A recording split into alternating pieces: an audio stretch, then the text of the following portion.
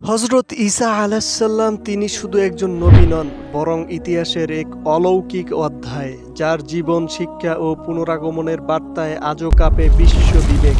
তিনি ছিলেন বনু ইসরায়েল বংশের শেষ নবী এবং আল্লাহর পক্ষ থেকে প্রেরিত কিতাবধারী রাসূল, যার প্রতি নাজিল হয়েছিল পবিত্র ইনজিল। তার নবুয়তের পর দীর্ঘ সময় ধরে পৃথিবীতে আর কোনো নবীর আগমন ঘটেনি।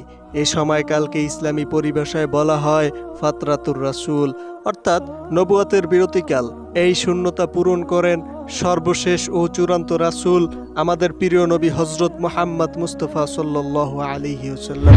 কিয়ামতের প্রাক্কালে ঈসা আলাইহিসসালামের পুনরাগমন পৃথিবীর ইতিহাসে এক মহান ক্ষণ অপেক্ষমান।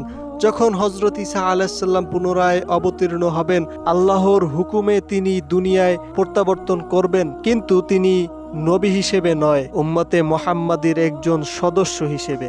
ইমাম মাহদীর নেতৃত্বে তিনি মুহাম্মাদি শরিয়াতের অনুসরণে দুনিয়ায় ন্যায়, শান্তি ও সত্যের রাজত্ব প্রতিষ্ঠা করবেন। বিভ্রান্ত মানবতা ও ঈসা আলাইহিসসালাম এর বিকৃত চিত্র, ইতিহাসের করুণ বাস্তবতা হলো হযরত ঈসা আলাইহিসসালামকে কেন্দ্র করে মানবজাতি বিভ্রান্তির দুই চরম ধাপে বিভক্ত হয়েছে। ইহুদিরা তাকে নবী তো দূরের কথা, সাধারণ মানুষ বলতেও প্রস্তুত ছিল না। তারা অপমানজনকভাবে তাকে জৌনুক ইউসুফ নামক মিস্ত্রির জারজ সন্তান বলে অপবাদ দেয়, নাউযুবিল্লাহ। খ্রিস্টানরা অপর প্রান্তে গিয়ে তাকে আল্লাহর পুত্র ঘোষণা করেছে। তিত্রবাদীরা আরও এক ধাপে গিয়ে তাকে তিন আল্লাহর একজন বলে দাবি করে।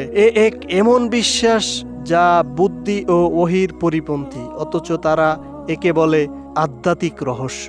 আল কুরআনের ঘোষণা, আল্লাহ তাআলা কুরআনের মাধ্যমে এসব ভ্রান্তির বিরুদ্ধে সুস্পষ্ট ঘোষণা দিয়েছেন। তিনি বলেন, যে কেউ ঈসা আলাইহিসসালামকে আল্লাহ বা আল্লাহর সন্তান মনে করে সে নিঃসন্দেহে কাফের। সত্যের উৎস কুরআন। হযরত ঈসা আলাইহিসসালামের প্রকৃত পরিচয়, মর্যাদা ও তার বার্তার বিশুদ্ধ রূপ একমাত্র কুরআনের মাধ্যমেই পাওয়া যায়। পবিত্র কুরআনের 15টি সূরায় তার সম্পর্কে রয়েছে 98টি আয়াত, যা আমাদের সামনে তুলে ধরে ঈসা আলাইহিসসালামের সত্যিকারের অবয়ব, যিনি আল্লাহর এক বান্দা, এক রাসূল এবং এক নিদর্শন। আজ যখন সত্যকে ধামাচাপা দিয়ে ভ্রান্তিকে প্রতিষ্ঠা দেওয়ার প্রচেষ্টা চলছে, তখন আমাদের দায়িত্ব হলো হযরত ঈসা আলাইহিসসালামের প্রকৃত পরিচয় মানুষের সামনে তুলে ধরা, যেন মানুষ বুঝতে পারে তিনি আল্লাহর পুত্র নন, বরং আল্লাহর এক প্রিয় বান্দা, একজন মহান রাসূল। তিনি কখনোই আল্লাহ হননি, বরং তিনি আল্লাহর পক্ষ থেকে প্রেরিত সত্যের আলো।